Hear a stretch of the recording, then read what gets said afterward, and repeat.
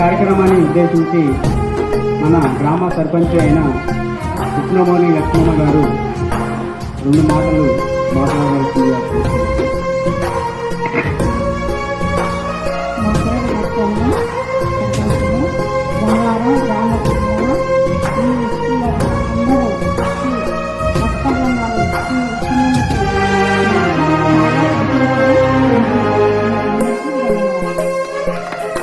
ఒకరి నుంచి ఒకరు ఈ సేవా కార్యక్రమంలో పాల్పంచుకుంటూ ఇలాంటి కార్యక్రమాలను సహకరిస్తున్న మా చుట్టుపక్కల గ్రామాలందరికీ పేరుపైన ప్రత్యేక ధన్యవాదాలు తెలుపుకుంటున్నాము సార్.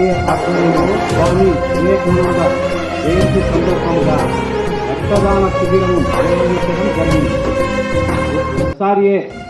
స్వామి వివేకానంద మాటలు విని ఆయన సందేశం విని ఆయన చేసే సేవలు చూసి ఎంతో మంది స్వాతంత్రోద్యములకు రావడం.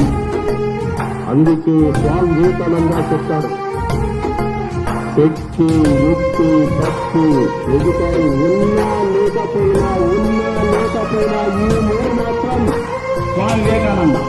నా ఆశలన్నీ యువకుల మీదే ఉన్నాయి. వారే ఈ దేశాల్లో మార్పు తీసుకురాగలరు, ఈ దేశానికి స్వాతంత్రం చేయగలరని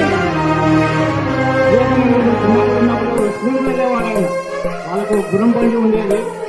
గురం బండి మీద రోజు స్కూల్లో పోయినప్పుడు అక్కడ సారు రోజు అందరినీ అడుగుతున్నారు, మీరు పెద్ద అయినంతా ఏమవుతారు అని అందరినీ అడుగుతున్నారు.